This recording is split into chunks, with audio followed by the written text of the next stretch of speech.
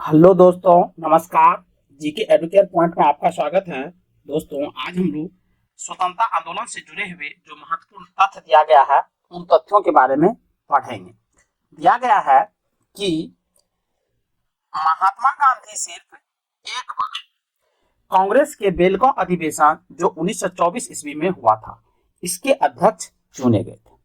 यानी इससे पहले महात्मा गांधी कभी भी भारतीय राष्ट्रीय कांग्रेस के अध्यक्ष नहीं चुने गए। सचिंद्र सन्याल ने 1924 ईस्वी में कानपुर में हिंदुस्तान रिपब्लिक एसोसिएशन की स्थापना की थी। तो कानपुर में 1924 में सचिंद्र सन्याल के द्वारा हिंदुस्तान रिपब्लिक एसोसिएशन की स्थापना की जाती है। भगत सिंह ने 1928 ईस्वी में दिल्ली स्थित फिरोज शाह कोटला में हिंदुस्तान सोशलिस्ट रिपब्लिक एसोसिएशन की स्थापना की। तो ध्यान रखेंगे, ये जो फैक्ट्स हैं, हिंदुस्तान सोशलिस्ट रिपब्लिक एसोसिएशन की स्थापना भगत सिंह के द्वारा किया गया, जबकि हिंदुस्तान रिपब्लिक एसोसिएशन का स्थापना सचिंद्र सन्याल के द्वारा 1924 में किया गया था। लेकिन एक चीज याद रखेंगे, हिंदुस्तान रिपब्लिक एसोसिएशन जो था, जिनकी स्थापना 1924 में की गई, इसी का नाम फिरोज शाह कोटला मैदान जो दिल्ली में है उसमें बदल करके हिंदुस्तान सोशलिस्ट रिपब्लिक एसोसिएशन रखा गया। काकोरी कांड 9 अगस्त 1925 ईस्वी को 10 व्यक्तियों ने सहारनपुर से लखनऊ की ओर जा रही 8 डाउन ट्रेन से रेल विभाग का खजाना काकोरी नामक स्थान पर लूट लिया था। यानी लखनऊ से सहारनपुर से जो लखनऊ की तरफ ट्रेन जा रही थी, उसी के बीच में एक काकोरी नामक रेलवे स्टेशन आता है, और वहीं पर जो क्रांतिकारी थे, युवा क्रांतिकारी थे, उन लोगों ने रेलवे का खजाना लूट लिया। इसे काकोरी कांड नाम दिया गया, और यह घटना 1925 ईस्वी में की गई थी। इसे ही काकोरी कांड कहा गया। सरकारी खजाना लूटने का विचार राम प्रसाद बिस्मिल का था। यानी यह खजाना लूटने का जो प्लानिंग किया था, ये सबसे पहले ये राम प्रसाद बिस्मिल के दिमाग की उपज थी।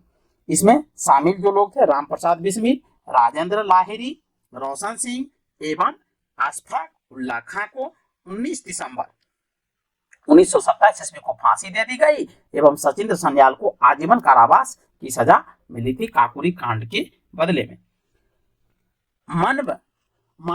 मनवथनाथ गुप्त को 14 वर्ष की कैद हुई थी।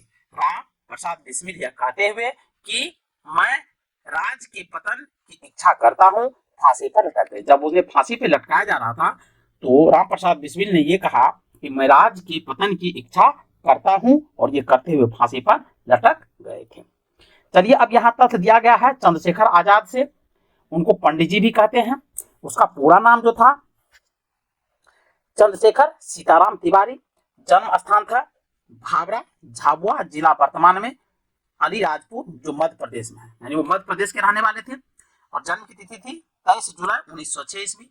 पिता पंडित सीताराम तिवारी, माता का नाम था जगरानी देवी, और शहीद स्थल था अल्फ्रेड पार्क इलाहाबाद। यानी अल्फ्रेड पार्क में ही उसे ब्रिटिश पुलिसों ने घेर लिया था और मुठभेड़ में मारे गए थे। शहीद तिथि है 27 फरवरी 1931 को। संबंधित संगठन था नौजवान सभा, कीर्ति किसान party, Hindustan socialist Republic association. इस संगठन से वो जुड़े हुए थे। चलिए आगे बढ़ते हैं। उत्तर प्रदेश की योगी सरकार ने काकोरी कांड का नाम बदलकर काकोरी ट्रेन एक्शन डे कर दिया था। उत्तर प्रदेश की योगी सरकार ने काकोरी कांड का नाम बदल करके काकोरी ट्रेन एक्शन डे कर दिया था। संभवतः अशफाक उल्ला खां पहले भारतीय क्रांतिकारी मुसलमान थे जो देश की स्वतंत्रता के लिए फांसी के तख्ते पर लटके थे। स्त्रियों ने स्वयं अपने अधिकारों के लिए आंदोलन करने के उद्देश्य से 1926 ईस्वी में अखिल भारतीय महिला संघ स्थापित किया था। यानी महिलाओं के द्वारा अपने अधिकार की मांग करने के लिए 1926 में एक संस्था बनाया जिसका नाम था अखिल भारतीय महिला संघ। साइमन कमीशन 3 फरवरी 1928 ईस्वी को भारत आया था, और इसे व्हाइट मैन कमीशन भी कहा जाता है। आगे बढ़ते हैं। 1927 ईस्वी की बटलर कमेटी का मुख्य उद्देश्य भारत सरकार तथा देशी राज्यों के मध्य संबंधों को सुधारना था। बटलर कमेटी जो बनाया गया था, इसका उद्देश्य था भारत सरकार और देशी राज्य, यानी देशी राज्य रियासत जो थे, उनके बीच जो संबंध था उसको बेहतर करने के लिए बटलर कमेटी बनाया गया था 1927 ईस्वी में। महान सत्याग्रह भीमराव अंबेडकर की अगुवाई में 20 मार्च 1927 ईस्वी को महाराष्ट्र राज्य के रायगढ़ जिले के महार स्थान पर दलितों को सार्वजनिक चबदार तालाब में पानी पीने और इस्तेमाल करने का अधिकार दिलाने के लिए किया गया सत्याग्रह था। 25 दिसंबर 1927 ईस्वी को अंबेडकर ने महार गांव में ही मनुस्मृति का सार्वजनिक दहन किया, यानी उसे जला दिया था। अगला पॉइंट है, नेहरू रिपोर्ट को अंतिम रूप से अगस्त 1928 ईस्वी में आयोजित सर्वदलीय सम्मेलन में स्वीकार किया गया और इस सम्मेलन की अध्यक्षता डॉक्टर अंसारी ने की थी। यानी नेहरू रिपोर्ट जो था उसको अंतिम रूप से जो स्वीकार किया गया 1928 में, जो सर्वदलीय सम्मेलन था उसमें स्वीकार किया गया था और इस सम्मेलन की अध्यक्षता डॉक्टर अंसारी के द्वारा किया गया था। 30 अगस्त 1928 ईस्वी को लाहौर में साइमन आयोग की विरोध प्रदर्शन करते हुए पुलिस की लाठी से लाला लाजपत राय घायल हो गए और बाद में उसकी मृत्यु हो गई। यानी साइमन कमीशन जब 1928 को भारत आता है तो साइमन कमीशन में जितने भी सदस्य थे एक भी भारतीय नहीं था, इसलिए भारतीय क्रांतिकारियों ने उसका विरोध किया और उसमें क्रांतिकारियों में एक था लाला लाजपत राय। तो लाला लाजपत राय ने गो बैक का जब नारा लगाया, go back Simon commission go back, तो उसी कारण वहां के पुलिस अधिकारी जो था पुलिस को आदेश दिया कि डंडा से पीटो और पीटने के बाद उसकी मृत्यु हो जाती है। साइमन कमीशन का बहिष्कार न करने वाले दो दल थे। अब साइमन कमीशन का बहिष्कार जो नहीं किया वो कौन कौन से दल थे भारत के, इसको याद रखेंगे, बहुत इंपॉर्टेंट प्रश्न बनता है। एक तो था जस्टिस पार्टी एवं पंजाब यूनियनिस्ट पार्टी, बहुत इंपॉर्टेंट है, एग्जाम के पॉइंट ऑफ व्यू से याद रखेंगे। भगत सिंह के नेतृत्व में पंजाब के क्रांतिकारियों ने 17 दिसंबर 1928 ईस्वी को लाहौर के तत्कालीन सहायक पुलिस कप्तान सॉन्स को गोली मार दी थी। भगत सिंह के नेतृत्व में पंजाब के क्रांतिकारियों ने, क्योंकि ऐसा क्यों किया गया था क्रांतिकारियों के द्वारा, क्योंकि ये जो था कप्तान सॉन्स जो था इसने ही पुलिस को आदेश दिया था कि क्रांतिकारियों को डंडा से पीटा जाए और इसी के कहने पर पुलिस ने पीटा था, जिसमें लाला लाजपत राय की मृत्यु हो गई थी, जो साइमन कमीशन गो बैक के नारे लगाते थे, लाहौर में लगाए थे। आगे है पब्लिक सेफ्टी बिल पास होने के विरोध में 8 अप्रैल 1929 ईस्वी को बुटकेश्वर दत्त एवं भगत सिंह ने दिल्ली में सेंट्रल लेजिस्लेटिव असेंबली में खाली बेंचों पर बम फेंका।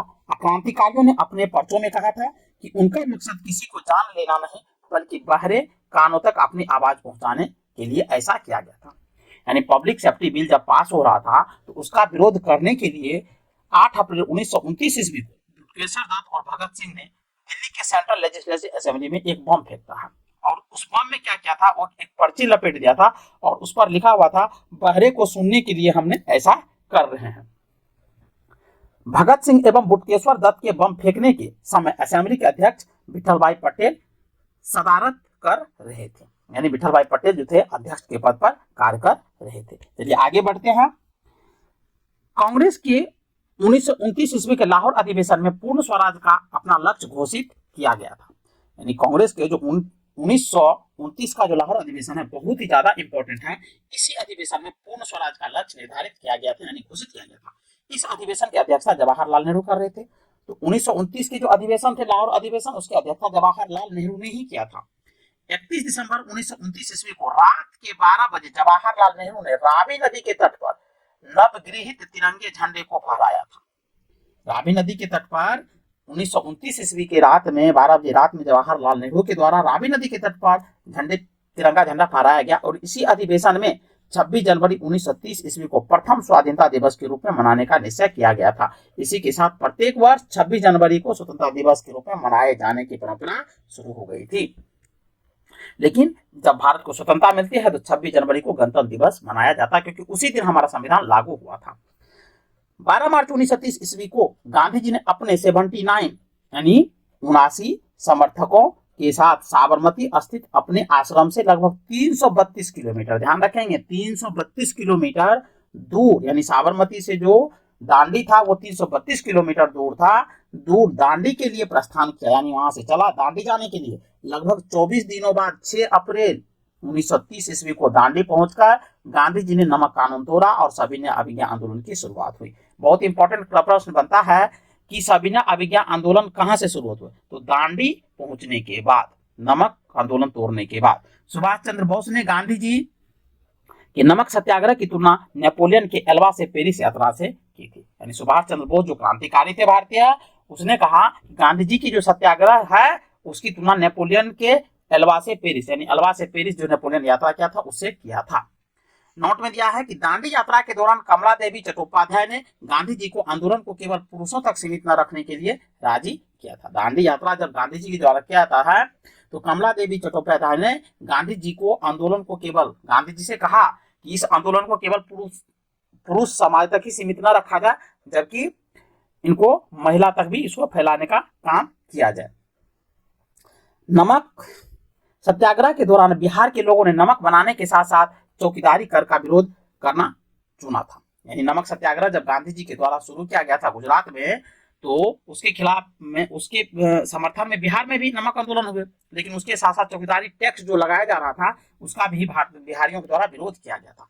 4 मार्च 1931 ईस्वी को गांधी इरविन पैक्ट होता है और इसके बाद गांधी जी ने सविनय अभिज्ञा आंदोलन स्थगित कर दिया। यानी गांधी इरविन पैक्ट के बाद गांधी जी सविनय अभिज्ञा आंदोलन को समाप्त कर देते हैं।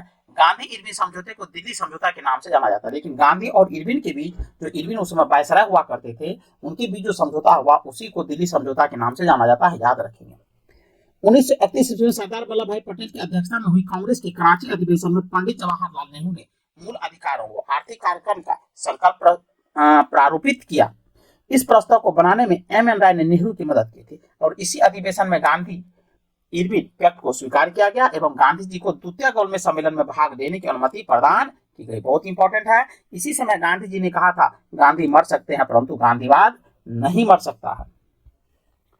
दूसरा देखिए, दूसरा गोलमेज सम्मेलन 7 सितंबर 1931 ईस्वी से 1 दिसंबर 1931 तक हुआ और महात्मा गांधी ने कांग्रेस के प्रतिनिधि के रूप में इसमें भाग लिया था, परंतु यह सम्मेलन सांप्रदायिक प्रतिनिधि के कारण असफल रहा था। गांधी जी एस राजपुताना जहाज से लंदन पहुंचे थे और बेंसेंट पियाना नामक इटली के पोर्ट से वापस भारत लौटे थे। याद रखेंगे, ये प्रश्न पूछा गया है कि गांधी जी जब सम्मेलन में भाग लेने गए थे तो किस जहाज से गए थे? एस राजपुताना जहाज का नाम था और वापस जब आए थे भारत तो बेंसेंट पियाना नामक इटली के पोर्ट से वो भारत वापस लौटे थे।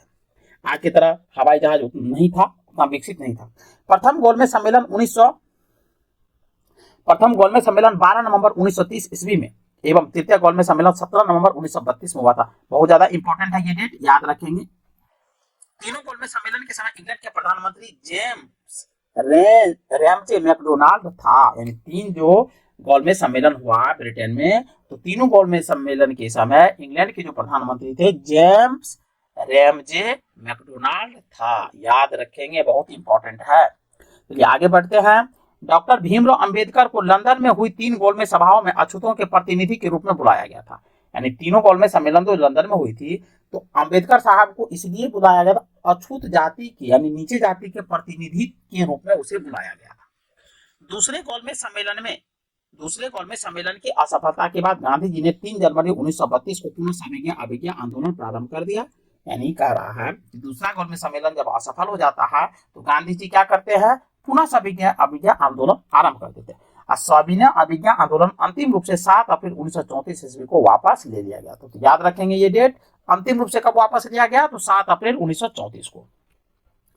सविनय अभिज्ञा आंदोलन में पठान सत्याग्रहियों पर गोली चलाने से गढ़वाल राइफल्स ने इनकार कर दिया था। यानी पठान जो सत्याग्रही था उसके ऊपर गोली चलाने से गढ़वाल राइफल्स जो थे, गढ़वाल लोग थे वो पुलिस प्रशासन में थे, तो राइफल बंदूक चलाने से इनकार कर दिया था। 23 मार्च 1931 ईस्वी को सुखदेव, भगत सिंह एवं राजगुरु को फांसी दे दी गई थी। इंपॉर्टेंट फैक्ट है, याद रखेंगे। मई 1934 ईस्वी में कांग्रेस सोशलिस्ट पार्टी की स्थापना हुई थी। अखिल भारतीय किसान सभा का प्रथम सम्मेलन अप्रैल 1936 ईस्वी में लखनऊ में हुआ था और इसके अध्यक्ष स्वामी सहजानंद व महासचिव N.G. रंगा चुने गए थे। स्वामी सहजानंद सरस्वती ने हुंकार नामक पत्रिका का पटना से प्रकाशन किया था। याद रखेंगे, यह किसान आंदोलन की पत्रिका थी। यानी हुंकार नाम की जो पत्रिका थी ये किसान आंदोलन से जुड़ी पत्रिका थी। राहुल सांस्कृत्यायन इस साप्ताहिक पत्रिका के 1942 में संपादक बने थी। चलिए आगे बढ़ते हैं। आगे दिया है किसान सभा, संयुक्त प्रांत किसान सभा, गौरीशंकर मिश्र व फरवरी 1918 इसमें इंद्र नारायण द्विवेदी इससे जुड़े हुए थे। अखिल भारतीय किसान सभा अशोक रोड, इसे जुड़ा हुआ था स्वामी सहजानंद सरस्वती 11 अप्रैल 1936। अखिल भारतीय किसान सभा अजय भवन 1939। अवध किसान सभा बाबा रामचंद्र व जवाहरलाल नेहरू 1920।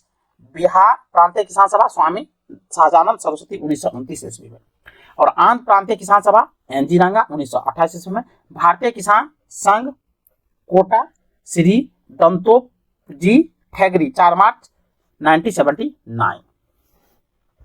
चलिए आगे बढ़ते हैं। 1939 ईस्वी में महात्मा गांधी द्वारा प्रस्तावित प्रत्याशी पट्टाभी सीतारामैया को हराकर सुभाष चंद्र बोस कांग्रेस के अध्यक्ष चुने गए थे। कह रहा है 1939 ईस्वी में जो पट्टाभी सीतारामैया था उसको हरा करके सुभाष चंद्र बोस कांग्रेस का अध्यक्ष चुने गए, और 1 मई 1939 को सुभाष चंद्र बोस ने कांग्रेस के भीतर ही एक नए गुट का गठन किया जिसे फॉरवर्ड ब्लॉक कहा गया। सुभाष चंद्र बोस ने स्वतंत्रता संघर्ष के दौरान फ्री इंडियन लीजन नामक सेना बनाई थी, और सुभाष चंद्र बोस के द्वारा स्वतंत्रता संघर्ष के दौरान फ्री इंडियन लीजन नामक सेना बनाई थी। देखिए इसमें एक तथ्य और याद रखेंगे, जब 1939 में भारतीय राष्ट्रीय कांग्रेस के अध्यक्ष का पद का चुनाव हो रहा था तो इसमें एक तो पट्टाभी सीतारामैया जो थे ये भी अध्यक्ष पद के दावेदार थे और सुभाष चंद्र बोस, लेकिन जब वोटिंग होती है तो वोटिंग में सुभाष चंद्र बोस जीत जाते हैं और पट्टाभी सीतारामैया हार जाता है। और जब पट्टाभी सीतारामैया हारते हैं तो गांधी जी का एक स्टेटमेंट आता है कि पट्टाभी सीतारामैया की हार नहीं है, ये हमारा व्यक्तिगत हार है, और इसी से दुखी होकर के बाद में सुभाष चंद्र बोस ने कांग्रेस के अध्यक्ष पद से इस्तीफा दे देता है और बाद में फॉरवर्ड ब्लॉक नामक संस्था की स्थापना करता है। चलिए आगे बढ़ते हैं। 1939 ईस्वी में Bharat Prajamandal all India states people's conference के अध्यक्ष जवाहरलाल नेहरू थे। इसका गठन 1927 ईस्वी में हुआ था। 13 मार्च 1940 ईस्वी को लंदन में पंजाब के सुनाम नामक स्थान के सरदार उधम सिंह ने पंजाब के भूतपूर्व लेफ्टिनेंट गवर्नर माइकल ओडायर को गोली मारकर हत्या कर देता है। आगे बढ़ते हैं।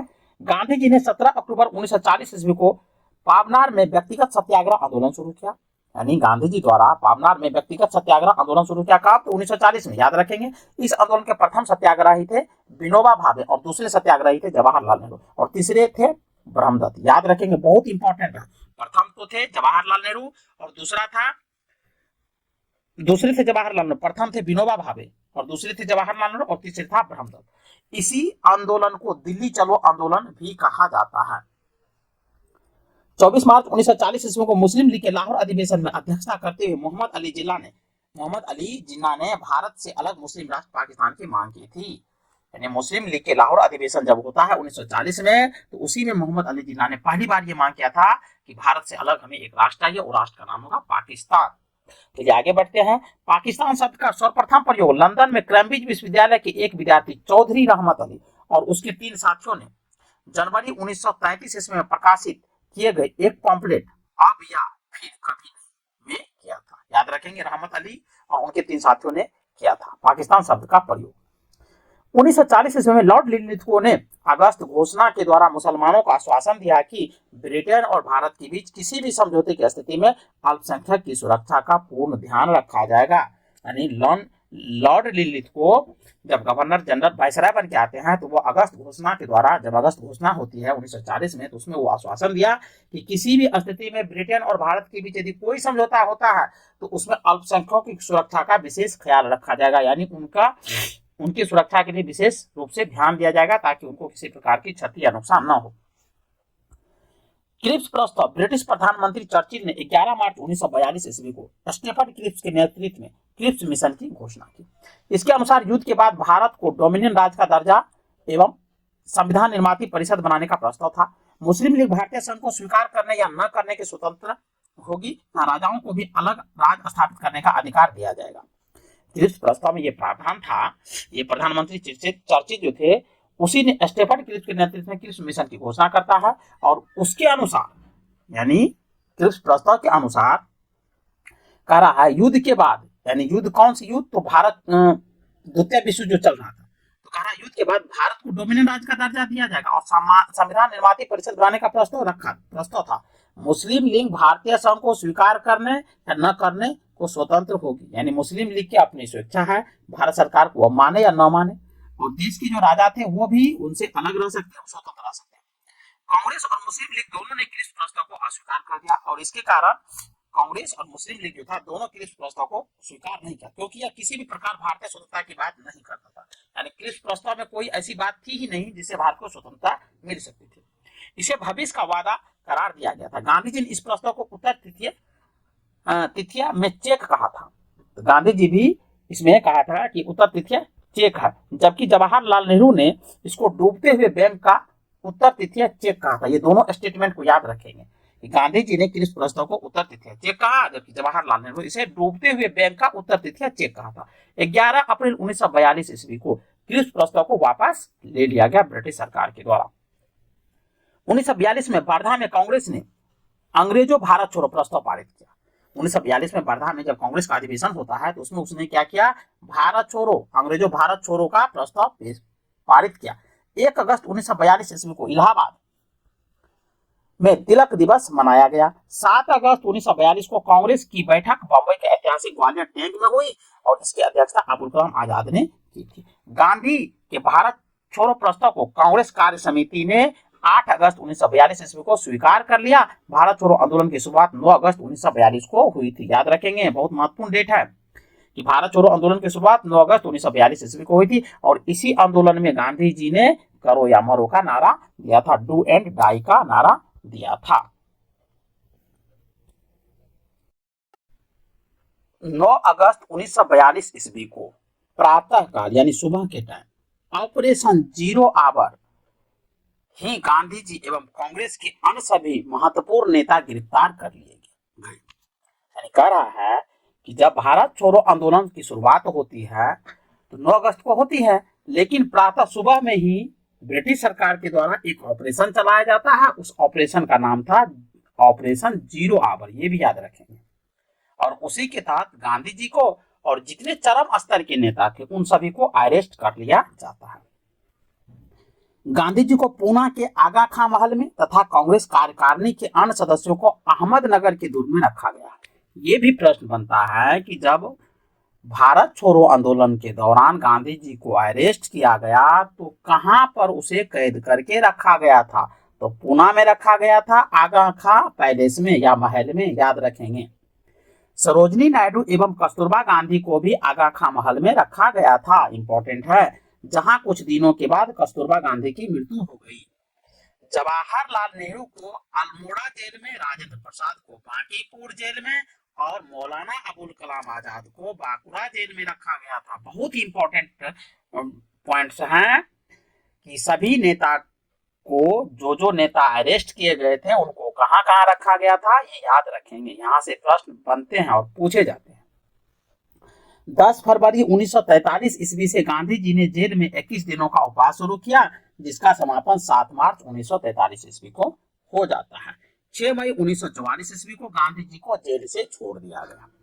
अगला पॉइंट है कि 1942 में भारत छोड़ो आंदोलन के दौरान मुंबई के ग्वालियर मैदान में अरुणा आसफ अली ने कांग्रेस का झंडा फहराया था। उषा मेहता भारत छोड़ो आंदोलन के समय खुफिया रेडियो चलाने के कारण पूरे देश में विख्यात थे। तो खुफिया रेडियो किसने चलाया था? उषा मेहता ने। कब? तो भारत छोड़ो आंदोलन के दौरान। राम मनोहर लोहिया और बी.एम. खाकर भी रेडियो प्रसारण से संबंधित थे, लेकिन रेडियो प्रसारण से राम मनोहर लोहिया और बी.एम. खाकर भी जुड़े हुए थे।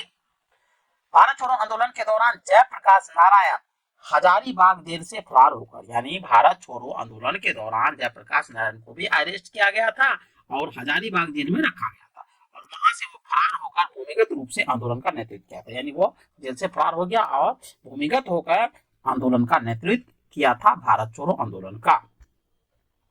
विशेषकर मुस्लिम लीग एवं अंबेडकर ने भारत छोड़ो आंदोलन का विरोध किया था। मुस्लिम लीग और अंबेडकर यानी बी.आर. अंबेडकर ने भारत छोड़ो आंदोलन जो गांधी जी के द्वारा चलाया गया था, तो इनका इन दोनों लोगों ने विरोध किया था। बहुत ही इंपॉर्टेंट पॉइंट्स हैं, बिल्कुल ध्यान रखेंगे। चलिए आगे बढ़ते हैं।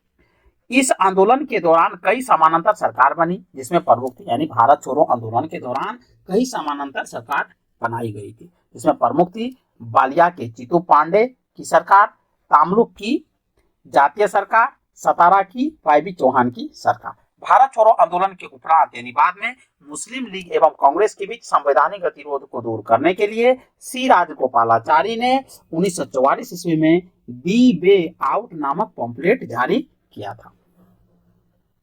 आजाद हिंद फौज की स्थापना का विचार सर्वप्रथम कैप्टन मोहन सिंह के मन में आया था। यानी आजाद हिंद फौज की स्थापना का जो विचार था वो सबसे पहले कैप्टन मोहन सिंह जो था उसी के दिमाग की उपज थी। आजाद हिंद फौज का सफलतापूर्वक स्थापना का श्रेय रास बिहारी बोस को दिया जाता है, लेकिन पूर्ण रूप से जो स्थापना का श्रेय है वो रास बिहारी बोस को ही है।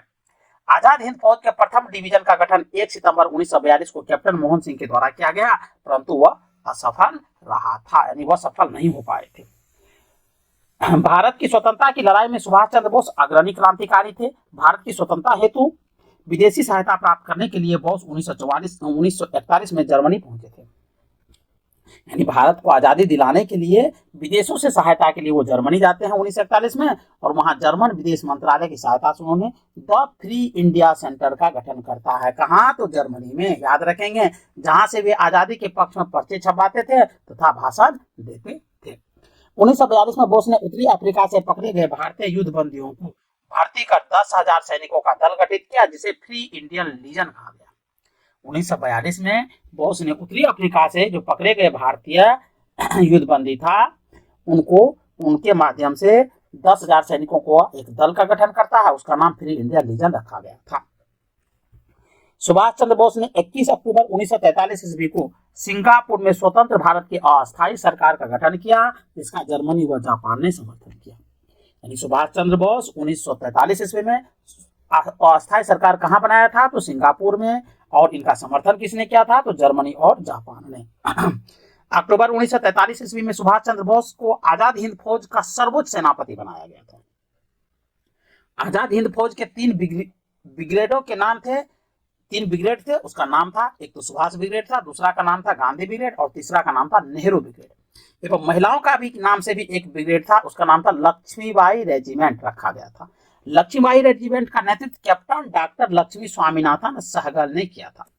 इस रेजिमेंट का एक और कमांडर जानकी अथीनप्पन थी। आजाद हिंद फौज का झंडा कांग्रेस के तिरंगे झंडे की भांति था, जिस पर दहाड़ते हुए शेर का चिन्ह था। आजाद हिंद फौज का जो झंडा था वो कांग्रेस के तिरंगे झंडे के समान था, जिस पर दहाड़ते हुए, यानी गरजते हुए, दौड़ने का मतलब दौड़ते हुए शेर का चिन्ह था। आगे पढ़ते हैं। 8 नवंबर 1943 ईस्वी को जापान ने अंडमान और निकोबार द्वीप सुभाष चंद्र बोस को सौंप दिया था।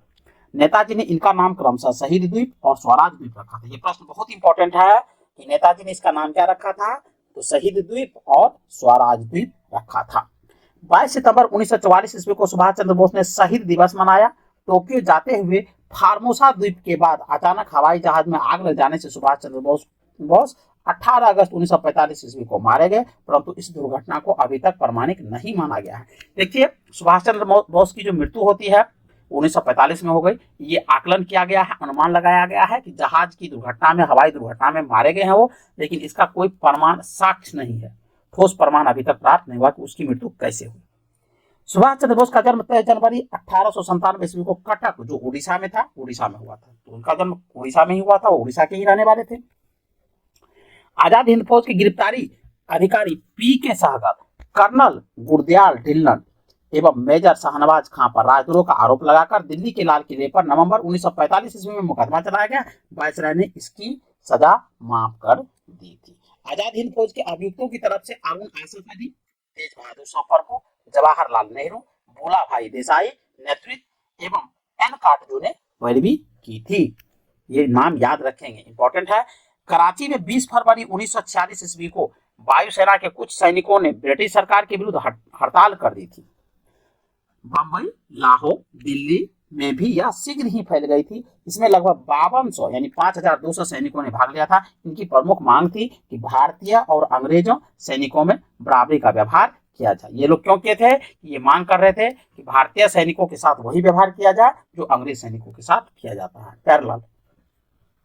शाही नौसेना का विद्रोह। रॉयल इंडियन नेवी के विद्रोह की शुरुआत 18 फरवरी को हुई, जब बंबई में HMIS तलवार के 1100 नाविकों ने नस्लवादी भेदभाव और खराब भोजन के प्रतिवाद में हड़ताल कर दिया था। ये नेवी के जो लोग थे, रॉयल नेवी के जो सैनिक थे, ये विद्रोह इसलिए किए थे, इनके साथ रंगभेद की नीति की तरह, गोरे काले की तरह व्यवहार किया जाता था और इनके भोजन जो है, अच्छा भोजन इनको नहीं दिया जाता था।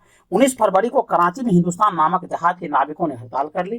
कराची में दमन पूर्वक आत्मसमर्पण कराया गया, जिसमें 6 नाविक मारे गए थे। जब ये लोग हड़ताल करते हैं तो पुलिस के द्वारा जो है दमनात्मक कार्रवाई की जाती है। इसका मतलब हुआ कि सख्त रवैये से पुलिस पेश आते हैं, जिसमें सैनिकों की मृत्यु हो जाती है। तो मारे गए नौसैनिक विद्रोह में इनकलाब जिंदाबाद, जय हिंद, हिंदू मुस्लिम एक हो, ब्रिटिश साम्राज्यवाद मुर्दाबाद, आजाद हिंद फौज के कैदियों को रिहा करो। जब बहुत सारे सैनिक मारे गए तो नौसेना के जो सैनिक थे वो विद्रोह किया और नारे लगाए थे, इनकलाब जिंदाबाद, जय हिंद, हिंदू मुस्लिम एक हो, ब्रिटिश साम्राज्यवाद मुर्दाबाद, आजाद हिंद फौज की कैदियों को रिहा करो आदि नारे लगाए थे। इनके प्रदर्शन में 3 झंडे साथ चलते थे, कांग्रेस का तिरंगा झंडा, लीग का हरा और बीच में कम्युनिस्ट पार्टी का लाल झंडा। उसके बाद सरदार पटेल एवं जिन्ना ने इन्हें आत्मसमर्पण की सलाह दी। 24 फरवरी 1940 ईस्वी को विद्रोहियों ने आत्मसमर्पण करते हुए कहा कि हम भारत के सामने समर्पण कर रहे हैं, ब्रिटेन के सामने नहीं। नौसेना विद्रोह के समय नौसेना अध्यक्ष एडमिरल गोलफ्रेड था। यानी जब नौसैनिक विद्रोह भयंकर रूप ले लिया तो सरदार पटेल और जिन्ना ने आंदोलनकारियों से अनुरोध किया कि वो ब्रिटिश सरकार के सामने आत्मसमर्पण कर दे। और जब नौसैनिकों ने आत्मसमर्पण किया तो उसने कहा कि हम भारत के सामने आत्मसमर्पण किया है, ब्रिटिश के सामने हम झुकने वाले नहीं हैं। और विद्रोह के समय जो नौसेना अध्यक्ष था वो एडमिरल गोलफ्रेड था, याद रखेंगे। नौसेना विद्रोह को भारत की लाल क्रांति की संज्ञा दी गई थी। नौसेना विद्रोह को भारत की लाल क्रांति की संज्ञा दी गई थी, ये भी याद रखने योग्य तथ्य है। चलिए आगे बढ़ते हैं। अब चलिए कैबिनेट मिशन के बारे में पढ़ते हैं। कैबिनेट मिशन 1946 ईस्वी में प्रधानमंत्री एटली ने 15 फरवरी 1946 ईस्वी को भारतीय संविधान सभा की स्थापना एवं तत्कालीन ज्वलंत समस्याओं पर भारतीयों से विचार विमर्श के लिए कैबिनेट मिशन को भारत भेजने की घोषणा की थी। यानी भारत की जो उस समय ज्वलंत की समस्या थी उसी को ध्यान में रखते हुए, जैसे संविधान बनाने की जो समस्या थी वो भी एक ज्वलंत मुद्दा था, बंटवारे का जो समस्या थी वो भी एक ज्वलंत मुद्दा था, इसी को लेकर के भेजा गया था। 24 मार्च 1940 ईस्वी को कैबिनेट मिशन दिल्ली पहुंचा। इस शिष्टमंडल के सदस्य यानी कैबिनेट मिशन के जो सदस्य थे उसमें था, पहला था स्टोफर्ड क्रिप्स जो अध्यक्ष था बोर्ड ऑफ ट्रेड के, वो थे पैथिक लॉरेंस जो भारत सचिव था, एवं एबी अलेक्जेंडर जो नौसेना मंत्री था। कैबिनेट मिशन पैथिक लॉरेंस के नेतृत्व में आया था और पैथिक लॉरेंस के ही नेतृत्व में भारत आया था ब्रिटेन से। कैबिनेट मिशन योजना को मुस्लिम लीग ने 6 जून 1946 ईस्वी को और कांग्रेस ने 25 जून 1946 ईस्वी को स्वीकार कर लिया। कैबिनेट मिशन योजना में जो भी प्लानिंग थी उसको मुस्लिम लीगों ने स्वीकार कर लिया और कांग्रेस ने भी स्वीकार कर, लेकिन पहले किसने स्वीकार किया? तो पहले मुस्लिम लीग। कब? तो 6 जून को, याद रखेंगे। और बाद में कांग्रेस स्वीकार करता है 25 जून को। कैबिनेट मिशन योजना को स्वीकार किए जाने के पश्चात संविधान सभा के निर्माण के लिए हुए चुनाव। कैबिनेट मिशन योजना को जब स्वीकार कर लिया तो भारतीय संविधान सभा के निर्माण के लिए चुनाव हुए। जुलाई 1946 ईस्वी में कांग्रेस ने 214 समान स्थानों में से 205 स्थान प्राप्त किए। 214 जो था वो समान लोगों के लिए था, जिसमें 205 स्थान कांग्रेस को मिलता है। और मुस्लिम लीग ने 78 मुस्लिम स्थानों में से 73 स्थान प्राप्त किए। कांग्रेस को 4 सिख सदस्यों का भी समर्थन प्राप्त हुआ, ये डाटा याद रखेंगे।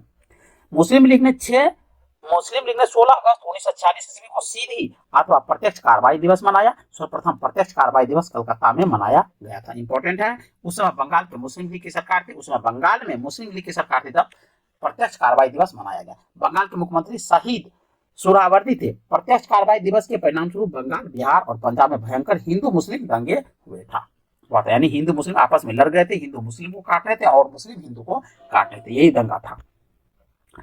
3 जून 1947 ईस्वी को भारत विभाजन की माउंटबेटन योजना प्रकाशित की गई। माउंटबेटन जो अंतिम वायसराय थे वो 3 जून 1947 को भारत विभाजन की माउंटबेटन योजना को प्रस्तुत करता है, जिसे कांग्रेस कार्य समिति की 3 जून 1947 ईस्वी की बैठक में स्वीकार कर लिया गया। यानी भारत विभाजन की जो माउंटबेटन योजना थी 3 जून को आया था, उसको भारतीय राष्ट्रीय कांग्रेस ने स्वीकार कर लिया। 14 जून 1947 ईस्वी को कांग्रेस महासमिति की बैठक में गोविंद वल्लभ पंत ने देश के विभाजन की माउंटबेटन योजना को स्वीकार करने का प्रस्ताव पेश किया। इस प्रस्ताव का समर्थन अबुल कलाम आजाद ने किया था, याद रखेंगे। समर्थन क्या था? अबुल कलाम आजाद। और स्वीकार करने का प्रस्ताव पेश किया था गोविंद वल्लभ पंत, जो बंटवारे का विरोध करते आ रहे थे। आजाद ने कहा, यानी अबुल कलाम आजाद ने कहा, कांग्रेस कार्य समिति का फैसला सही फैसला नहीं है, लेकिन कांग्रेस के सामने और कोई रास्ता भी नहीं है। गांधी, नेहरू और पटेल के समर्थन के बावजूद कांग्रेस कार्य समिति का देश का विभाजन का प्रस्ताव अखिल भारतीय कांग्रेस समिति में सर्वसम्मति से पास न हो सका। 161 सदस्यों ने उनके खिलाफ वोट दिया, वे तटस्थ रहे थे। प्रस्ताव का विरोध करने वाले में थे वो सिंध कांग्रेस के नेता चौथराम भिंडवानी पंजाब कांग्रेस के अध्यक्ष डॉक्टर किचलू पुरुषोत्तम दास टंडन, मौलाना हाफिजुर रहमान आदि शामिल थे। याद रखेंगे।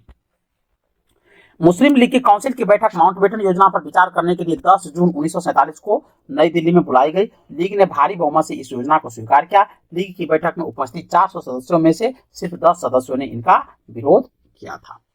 4 जुलाई 1947 ईस्वी को ब्रिटिश संसद में भारतीय स्वाधीनता विधेयक पेश किया गया। 15 जुलाई को बिना किसी संशोधन के हाउस ऑफ कॉमन्स द्वारा और 16 जुलाई को हाउस ऑफ लॉर्ड्स द्वारा पास कर दिया गया। यानी ब्रिटेन की जो संसद की दोनों सदन थी, दोनों ने पास कर दिया।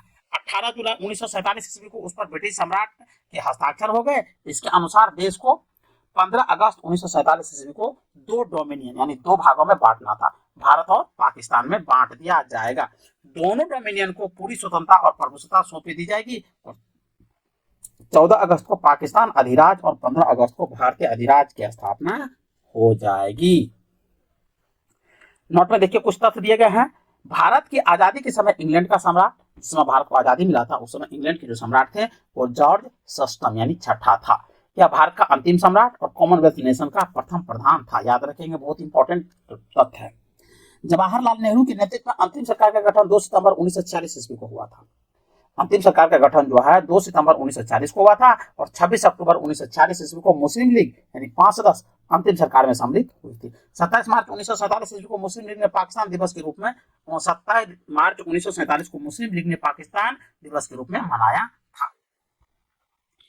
स्वतंत्रता प्राप्ति के समय कांग्रेस के अध्यक्ष जेबी कृपलानी एवं ब्रिटेन के प्रधानमंत्री क्लीमेंट एटली थे जो लेबर पार्टी से जुड़े थे। यानी जिस समय भारत को स्वतंत्रता मिलता है उस समय कांग्रेस के जो अध्यक्ष थे वो जेबी कृपलानी थे। ये बहुत इंपॉर्टेंट पॉइंट्स है। और उस समय ब्रिटेन के जो प्रधानमंत्री थे वो क्लीमेंट एटली थे जो लेबर पार्टी से चुने गए थे। भगत सिंह के विरुद्ध मुखबरी करने के कारण फणींद्र घोष की हत्या बैकुंठ शुक्ल ने की थी। यानी भगत सिंह के विरुद्ध जो कोर्ट में आवाज उठाया था, वो मुखबरी की थी, वकील जो था वो फणींद्र घोष ने किया था और फणींद्र घोष की हत्या बैकुंठ शुक्ल ने कर दिया था। महात्मा गांधी द्वारा स्थापित हरिजन सेवक संघ के संस्थापक अध्यक्ष घनश्याम दास बिरला थे। हरिजन का मतलब निम्न जाति के लोगों को गांधी जी ने हरिजन नाम दिया। यानी हरि की जन यानी ईश्वर के जन है, ईश्वर के द्वारा बनाए गए लोग हैं। इसको बांटो और छोड़ो का नारा लीग ने दिसंबर 1943 ईस्वी के कराची अधिवेशन में दिया था। कांग्रेस का प्रथम ब्रिटिश अध्यक्ष जॉर्ज जूल था। ये फैक्ट है, याद रखेंगे। ये पूछे गए प्रश्न पूछे जाते हैं। कांग्रेस के प्रथम जो अंग्रेज अध्यक्ष थे उसका नाम क्या था, तो जॉर्ज जूल। मैं देश के बालू से ही कांग्रेस से बड़ा आंदोलन खड़ा कर दूंगा, ये किसने कहा था, ये महात्मा गांधी ने कहा था। गांधी जी हरिजन नाम वाले 3 पत्रों का प्रकाशन करते थे। हरिजन बंधु गुजराती में, हरिजन सेवक हिंदी में एवं हरिजन अंग्रेजी में। पुणे 11 फरवरी 1933 को। गांधी जी ने अपनी आत्मकथा मूल रूप से गुजराती में लिखी थी। यानी गांधी जी की जो आत्मकथा थी वो गुजराती भाषा में लिखी गई थी। हिंदू स्वराज को भी गांधी जी ने गुजराती में ही लिखा था, वो भी उसका संपादन था। आगे बढ़ते हैं। डंडा फौज का जो गठन है वो पंजाब में चमनदीप ने किया था। फैक्ट है, डंडा फौज का गठन पंजाब में चमनदीप ने किया था। दीनबंधु मित्र का नाटक नील दर्पण में नील की खेती करने वालों पर हुए अत्याचार का उल्लेख है। राष्ट्रवादी आहार आंदोलन मजहर उल हक ने प्रारंभ किया था। आत्मसम्मान आंदोलन की शुरुआत रामास्वामी नायकर ने की थी। निरंकारी आंदोलन की शुरुआत दयाल दास ने की थी। ब्रह्म समाज का प्रतिज्ञा पत्र देवेंद्र ठाकुर ने तैयार किया था। देव समाज के संस्थापक शिव नारायण अग्निहोत्री थे। तरुण स्त्री सभा की स्थापना कलकत्ता में की गई थी। तरुण स्त्री सभा की स्थापना कलकत्ता में की गई थी। भारत भारतीयों के लिए है, यह नारा आर्य समाज ने दिया था। स्वामी विवेकानंद ने 1893 ईस्वी में शिकागो में विश्व धर्म सम्मेलन में भाग लिया था और संबोधित किया था। बंगाल में मुस्लिम जागरण का पिता नवाब अब्दुल लतीफ खान को कहा जाता है। दिल्ली षड्यंत्र केस में दीनानाथ के द्वारा मुखबरी की गई थी और अलीपुर केस में सरकारी गवाह नरेंद्र गोसाई बन गया था। सबसे कम उम्र फांसी की सजा पाने वाले क्रांतिकारी खुदीराम बोस थे। इनकलाब जिंदाबाद का नारा भगत सिंह ने दिया था। शहीद ए आजम के नाम से भगत सिंह को जाना जाता है। यानी शहीद ए आजम के नाम से भगत सिंह को जाना जाता है। भगत सिंह को फांसी की सजा सुनाने वाले जो न्यायाधीश था उसका नाम था जीसी हिल्टन। इंपॉर्टेंट है, याद रखेंगे। सबके लिए एक जाति एक धर्म एक ईश्वर का नारा नारायण गुरु ने दिया था। स्वर्ण हिंदुओं की फांसीवादी कांग्रेस कहकर कांग्रेस का चरित्र निरूपण मोहम्मद अली जिन्ना ने किया था। मैं एक क्रांतिकारी के रूप में कार्य करता हूं, यह कथन किसका है, ये जवाहरलाल नेहरू ने कहा था कि मैं एक क्रांतिकारी की तरह कार्य करता हूं। महात्मा गांधी को महात्मा रविन्द्रनाथ टैगोर ने कहा था और राष्ट्रपिता सुभाष चंद्र बोस ने कहा था और फकीर फ्रैंक मॉरिस ने कहा था। बहुत इंपॉर्टेंट है। महात्मा गांधी को जो महात्मा कहा था वो रविन्द्रनाथ टैगोर ने ही पहली बार उसे महात्मा कहा था और राष्ट्रपिता जो कहा था वो पहली बार सुभाष चंद्र बोस ने कहा था और अर्धनग्न फकीर ने कहा था फ्रैंक मॉरिस जो ब्रिटिश थे उसने कहा था। आगे है, वल्लभ भाई पटेल को सरदार की उपाधि बारदोली सत्याग्रह की सफलता के बाद वहां की महिलाओं की ओर से गांधी जी ने प्रदान किया था, यानी वहां की महिलाओं की ओर से गांधी जी ने दिया था। हालांकि हाली पद्धति गुजरात के बारदोली क्षेत्र में काली पराग जनजाति को इस पद्धति के अंतर्गत कुछ जातियों की यहाँ पुस्तकी मजदूरी यानी बंधुआ मजदूर के रूप में कार्य करना होता था, यानी वो एक तरह से दास प्रथा के रूप में कार्य करते थे। 1927 में बगली पराजों के वार्षिक सम्मेलन की अध्यक्षता महात्मा गांधी ने की और काली पराजों को रानी पराग यानी वनवासी की उपाधि ही। सुभाष चंद्र बोस को सर्वप्रथम नेताजी एडोल्फ हिटलर ने कहा था। गोखले के आध्यात्मिक एवं राजनीतिक गुरु एमजी रनाडे थे। महात्मा गांधी के राजनीतिक गुरु गोपाल कृष्ण गोखले थे। सुभाष चंद्र बोस के राजनीतिक गुरु देशबंधु चित्तरंजन दास थे। भारत का बिस्मार्क सरदार वल्लभ भाई पटेल को कहा जाता है। शुद्धि आंदोलन के प्रवर्तक स्वामी दयानंद सरस्वती थे। 19वीं शताब्दी के भारतीय पुनर्जागरण के पिता राजा राम मोहन राय को कहा जाता है। अखिल भारतीय हरिजन संघ की स्थापना महात्मा गांधी ने की थी। राष्ट्रीय युवा दिवस स्वामी विवेकानंद से संबंधित है। यंग बंगाल आंदोलन का प्रवर्तक बेबियन डेरोजियो था। कांग्रेस ने मौलाना अबुल कलाम आजाद की अध्यक्षता में भारत छोड़ो आंदोलन प्रस्ताव को पारित किया था। भारत के पितामह grand old man of India Dadabhai Naoroji को कहा जाता है। बहुत इंपॉर्टेंट पॉइंट है। गोपाल हरि देशमुख को लोकहितवादी के नाम से जाना जाता है। बिना ताज का बादशाह सुरेंद्रनाथ बनर्जी को कहा जाता है। ए ओ ह्यूम को हर्मिट ऑफ शिमला कहा जाता है। ए ओ ह्यूम 1885 से लेकर 1907 ईस्वी तक कांग्रेस के महामंत्री रहे थे। बहुत इंपॉर्टेंट पक्ष है। कांग्रेस के प्रथम मुस्लिम अध्यक्ष बदरुद्दीन तैयबजी थे। रौलट एक्ट को बिना अपील, बिना वकील, बिना दलील का कानून कहा गया था और इसी के विरोध में जलियांवाला बाग हत्याकांड हो जाता है। मोहम्मद अली एवं शौकत अली ने 1919 ईस्वी में खिलाफत आंदोलन की शुरुआत की थी। 3 गोलमेज सम्मेलन में भाग लेने वाले भारतीय नेता थे डॉक्टर भीमराव अम्बेडकर। बहुत इंपॉर्टेंट है। 3 गोलमेज सम्मेलन जो 1931 से लेकर 32 तक होता है उसमें सिर्फ डॉक्टर भीमराव अम्बेडकर ही एक ऐसे भारतीय थे जो तीनों में भाग लिया था और कांग्रेस की तरफ से द्वितीय में केवल गांधी जी भाग लिए थे। 22 सितंबर 1939 को कांग्रेस मंत्रिमंडल ने सामूहिक रूप से त्यागपत्र दिया। इस दिन को मुस्लिम लीग ने मुक्ति दिवस के रूप में मनाया था। गांधी जी ने क्लिप्स प्रस्ताव पर कहा, यह एक आगे की तारीख का चेक है जिसका बैंक नष्ट होने वाला है। It is a post dated cheque on A filing bank. Independence for India league की स्थापना जवाहरलाल नेहरू और सुभाष चंद्र बोस ने की थी। इंडिया इंडिपेंडेंस लीग की स्थापना रास बिहारी बोस ने की थी। राष्ट्रीय स्वतंत्रता आंदोलन के दौरान कुख्यात सेलुलर जेल अंडमान निकोबार में स्थित है। आर्य महिला सभा की स्थापना पंडित रमाबाई ने की थी। राजाराम मोहन राय का जन्म 1974 ईस्वी में राधानगर नामक बंगाल के एक गांव में हुआ। वे संस्कृत, फारसी, अरबी, अंग्रेजी, फ्रांसीसी, ग्रीक एवं हिब्रू सहित 1 दर्जन से अधिक भाषाएं जानते थे। उन्होंने वाराणसी में संस्कृत साहित्य एवं पटना में कुरान, अरबी एवं फारसी भाषा का अध्ययन किया था। यानी राजाराम मोहन राय जो थे वो सारी भाषा के जानकार थे। उन्होंने 1809 ईस्वी में फारसी में अपनी प्रसिद्ध पुस्तक एकेश्वरवादियों को उपहार गिफ्ट ऑफ मोनोथिसिस लिखी, जिसमें उन्होंने अनेक देवताओं में विश्वास के विरुद्ध और एकेश्वरवाद के पक्ष में वचनदार तर्क दिए थे। उन्होंने 1820 में पिट्स ऑफ जीसस नाम की पुस्तक प्रकाशित की, जिसमें उन्होंने न्यू टेस्टामेंट के नैतिक और दार्शनिक संदेशों को उसकी चमत्कारी कहानियों से अलग करने की कोशिश की। राजाराम मोहन राय की मृत्यु के पश्चात ब्रह्म समाज धीरे धीरे कई शाखाओं में बढ़, यानी कई भागों में बंट गया। महर्षि देवेंद्र नाथ टैगोर ने आदि ब्रह्म समाज की स्थापना की। जब राजाराम मोहन राय की मृत्यु हो जाती है तो ब्रह्म समाज बढ़ जाते हैं, इसलिए एक देवेंद्र नाथ टैगोर भी उनके अनुयायी थे, उसने आदि ब्रह्म समाज की स्थापना की। श्री केशव चंद्र सेन ने भारतीय ब्रह्म समाज की स्थापित किया और उनके पश्चात साधारण ब्रह्म समाज की स्थापना हुई। याद रखेंगे, बहुत इंपॉर्टेंट पॉइंट है।